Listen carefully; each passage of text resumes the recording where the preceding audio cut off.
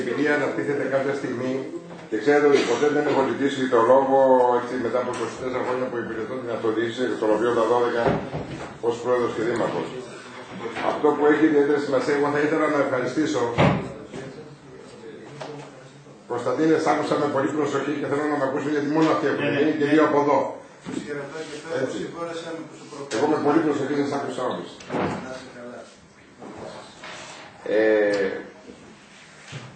Σου ζητώ συγγνώμη Κώστα που έκανε την παρέμβαση, αλλά αισθάνομαι και λιγάκι άβολα, έτσι. Μετά από 5 ώρες τη διαδικασία. Εγώ δεν ήθελα πρώτα απ' όλα να ευχαριστήσω. Έτσι, τους δύο νεολαίους που είναι απόψε εδώ, τον Κώστα και την Κατερίνα, που κάθονται μέχρι αυτή την ώρα και μας ακούνε. Είναι η σκητάλη για το αύριο των πόλεων μας και της πατρίδας μας. Να ευχαριστήσω τον βουλευτή, ο οποίος κάθεται μέχρι αυτή την ώρα εδώ και δεν το κάνει για πρώτη φορά, γιατί κάνει επανειλημμένα αυτό και μας ακούει και πραγματικά έτσι καταθέτει τις εμπεριστατωμένες ερωτήσεις ή επερωτήσεις ή αναφορές του στο Ελληνικό Κοινοβούλιο για την προώθηση των θεμάτων των περιοχών μας. Όπως επίσης, αγαπητέ Πρόεδρε, και θα το κάνεις εσύ στο τέλος, και τους βουλευτές που ήρθαν εδώ απόψε, αλλά δεν ήρθαν όλοι.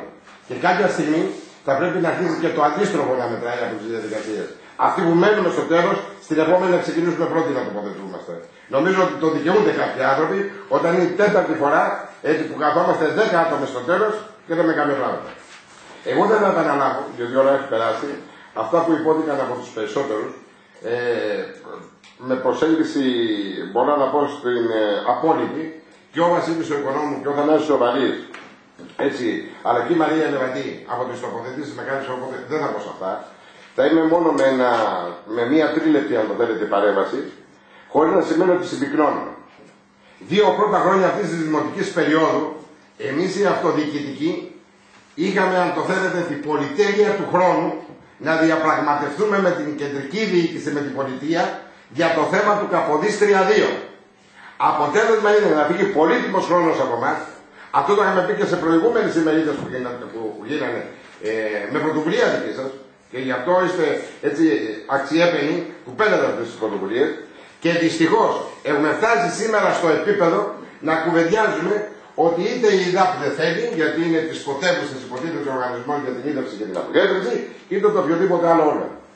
Μα η πολιτεία έπρεπε αυτή τη στιγμή εμείς να πάρουμε εκείνες τις πρωτοβουλίες, σαν πρωτοβάθμια και δευτεροβάθμια, δεν ευθύνονται οι βουλευτές. Δεν ευθύνονται, αν το θέλετε, είναι οι τελευταίοι που ευθύνονται. Ευθυνόμαστε εμείς, οι αυτοδιοικητικοί, πρώτου και δεύτερου βαθμού. Και το λέω έτσι με έμφαση, κι ας είναι 12 η ώρα τη νύχτα. Διότι όταν κάποια στιγμή κουβεντιάζαμε να κάνουμε το τοπικό αναπτυξιακό πρόγραμμα της κάθε πόλης, όταν είχε γίνει ήδη το πρώτο ρυθμιστικό σχέδιο μετά το 13-37, πόσοι δήμοι κάναμε στην περιοχή μας. Δεν θα μιλήσω για την Ελλάδα, θα μιλάω για την Ανατολική Αττική. 4 δήμοι. Και αυτοί οι 4, πού πήγαμε κατά από αυτά. Στις καλένδες. Μεταξύ αυτών και ο Δήμος Πανήλης. Δεν θα αναφέρω τους άλλους για τους λόγους. Πήγανε στις καλένδες. 2. Έρχεται το ρυθμιστικό σχέδιο της Αθήνας. Και θέλω να μου πείτε, αγαπητοί φίλοι, και συνάδελφοι και συνεργάτες, είμαστε όλοι μας. Σε αυτό με την κυρία Στεργίου-Μονοσυπουργή είμαστε όλοι μαζί εδώ. Αλλά έχουμε πολύ διαφορετικές προσεγγίσεις. Ακόμα και από τον επικεφαλή μου, τον Δόδωρο του Κοντζόπουλο, που τον άκουσα σαν εκπρόσωπο του συνασπισμού απόψε. Έτσι. Το θέμα είναι να μιλάμε για ανάπτυξη, αλλά να μην φοβόμαστε να λέμε την αλήθεια. Πάντοτε υπάρχει ένα κόστος και πρέπει να σοκάρουμε για κάποια πράγματα. Αν θέλουμε πραγματικά, εγώ για πρώτη φορά έβαλα για υποψήφιο δημοτικό σύμβουλο, πάντοτε ήμουν επικεφαλής. Και με τίμησαν οι πανηλιώτες. Που σημαίνει ότι δεν φοβήθηκα να κατεβάσω προτάσεις σκληρές, αλλά με τίμησαν. Με φέραν πρώτο από την παράταξή μου. Αυτό τι σημαίνει τελικά. Γιατί στις επόμενες εκλογές δυστυχώς, έτσι, αν δεν ίσω να ξαναεκλαγώ, τώρα θεωρούμε επικρατεία μετά από 24 χρόνια, τώρα δεν χρειάζομαι ψήφο. Εγώ τι θέλω να ψήφο. Έτσι είναι Βασίλη. Γιατί πραγματικά πρέπει να δοκιμάζεται στην κοινωνία. Και ποιο είναι το αποτέλεσμα με το Καποδίστρια 2 και γιατί το λέω. Διότι όταν ξεκινήσαμε να κουβεντιάζουμε εδώ στην Ανατολική Αττική, αν το πηγαίνει θα πάει με την Ραφίνα ή με την Παλίνη, αν θούσαμε ποιον, για να κάνουμε ποιον, δεν κουβεντιάσαμε τίποτα άλλο.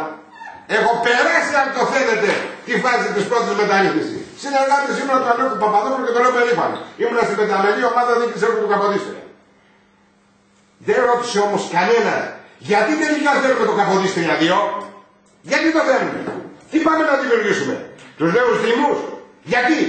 Για να μπορέσουμε στο γιατί επάνω να φτιάξουμε το πρώτο σχέδιο που μετά θα γίνει το νομοθέτημα.